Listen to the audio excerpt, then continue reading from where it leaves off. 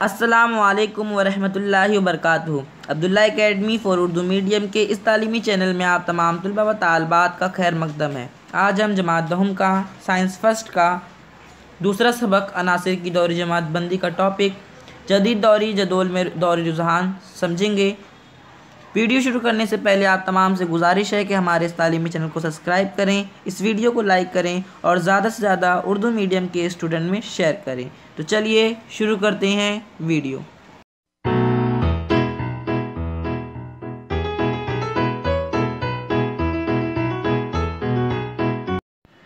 जदीद दौरी जदोल में दौरी रुझान।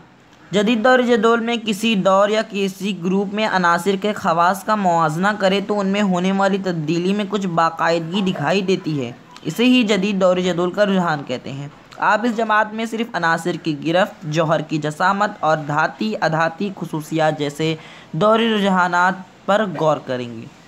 इसमें बताया गया है कि जदीद दौरी जदोल में किसी दौर या किसी ग्रुप में अनासिर के खसूसियात का या खवास का मुआवजा करें तो उनमें होने वाली जो तब्दीली होती है उसमें कुछ हम आहंगी दिखाई देती है, बाकायदगी दिखाई देती है। इसे ही जदीद दौरी जदोल का रुझान कहते हैं।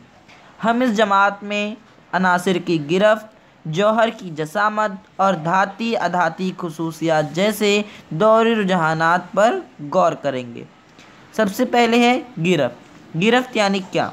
गुज़श्ता जमात में आपने पढ़ा है कि अनासिर के जौहर की बैरूनी मदार में मौजूद इलेक्ट्रॉन की तादाद यानी गिरफ्ती इलेक्ट्रॉन की तादाद से अनासिर की गिरफ्त तय की जाती है। हमने पढ़ा है कि जो अनासिर होते हैं, अनासिर के जौहर के बैरूनी जो मदार होते हैं उसमें इलेक्ट्रॉन की तादाद को हम गिरफ्ती इलेक्ट्रॉन कहते हैं और गिरफ्ती इलेक्ट्रॉन के ही ज़रिए जो अनासिर हैं उनकी गिरफ्त तय की जाती है। एक मिसाल देखते हैं। हम मिसाल लेते हैं हीलियम की। हीलियम की जौहरी अलामत क्या है?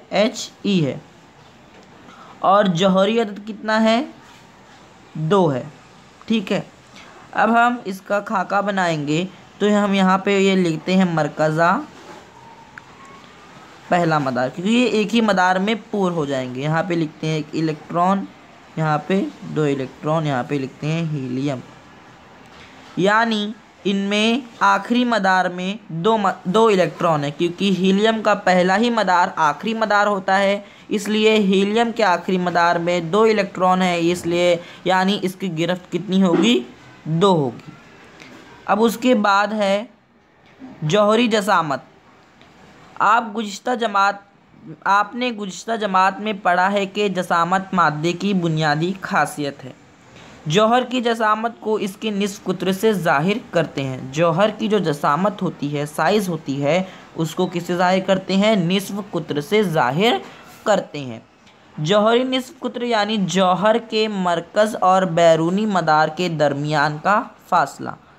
हम जौहर का निस्फ कुत्र किसे कहेंगे? तो जो जौहर होता है, मिसाल के तौर पर हम एक नाम नहीं लेते हैं, एक जौहर लेते हैं। ये हमने 3 मदारों वाला जौहर लिए। तो जौहर का जो निस्फ कुत्र है, निस्फ कुत्र यानी जैसे कि एक दायरा होता है तो उसका जो कुत्र होता है उसका आधा, उसको हम कहते हैं निस्फ कुत्र। यानी निस्फ कुत्र यानी जौहर के मरकज़ और बैरूनी मदार के दरमियान का फासला। मिसाल के तौर पर ये फासला देखेंगे, मदार से उसके बैरूनी मदार के, मरकज़ से बैरूनी मदार के दरमियान का फासला क्या कहलाता है? जौहरी निस्फ कुत्र कहलाता है। और जौहर की जसामत जौहरी निस्फ कुत्र के ज़रिए ही तय की जाती है, ज़ाहिर की जाती है। जौहरी जसामत में कुत्र ज़ाहिर करने के लिए नैनोमीटर से भी छोटी पैकोमीटर की इकाई इस्तेमाल करते हैं। बाजू में बाज़ अनासिर और उनके जौहरी निस्फ कुत्र दिए हुए हैं। जिस तरह यहाँ पे कुछ अनासिर के दिए हुए हैं जौहरी निस्फ कुत्र, जैसे कि ऑक्सीजन है, बेरिलियम है, बोरॉन है, कार्बन है, नाइट्रोजन है, बेरिलियम है, लिथियम है।